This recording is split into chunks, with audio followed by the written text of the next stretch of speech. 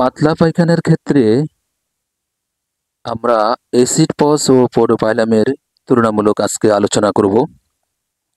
Acid পচের পাতলা পায়খানাতে প্রচুর পরিমাণে তৈরি হয়, কিন্তু ইহাতে ভয়ানক দুর্গন্ধ থাকে না। পডোপাইলামে ইহাতে প্রচুর পরিমাণে পায়খানা হয়, কিন্তু ইহাতে ভয়ানক দুর্গন্ধ থাকে। অ্যাসিড পচের ক্ষেত্রে ইহাতে রোগী অত্যন্ত দুর্বল হয়ে পড়ে না, চোখ মুখ বসে যায় না। কিন্তু পডোপাইলামের ক্ষেত্রে ইহাতে রোগী অত্যন্ত দুর্বল হয়ে পড়ে, চোখ মুখ বসে যায়, প্রায় অচৈতন্য হয়ে পড়ে। অ্যাসিড পচের ক্ষেত্রে ইহাতে রোগী অত্যন্ত দুর্বল হয়ে পড়ে না, বরং পাতলা পায়খানা রোগীতে ভালো লাগে। পডোপাইলামের ক্ষেত্রে পাতলা পায়খানা রোগীর ভালো লাগে না। অ্যাসিড পচের ক্ষেত্রে মলের রং সাদা, ময়লাটে সাদা ছাই রঙের হয়ে থাকে। পডোপাইলামের ক্ষেত্রে মলের রং হলুদ বর্ণ হয়ে থাকে।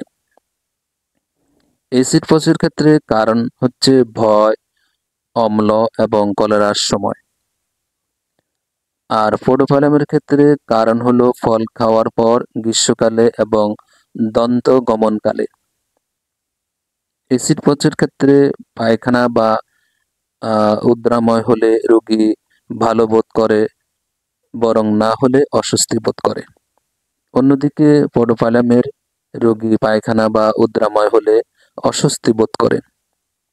অ্যাসিড পচের রোগী মলত্যাগের সাথে সরলান্ত্রের দুর্বলতা থাকে না। আর পডোপাইলামি রোগী মলত্যাগের সাথে সরলান্ত্রের দুর্বলতা রয়েছে।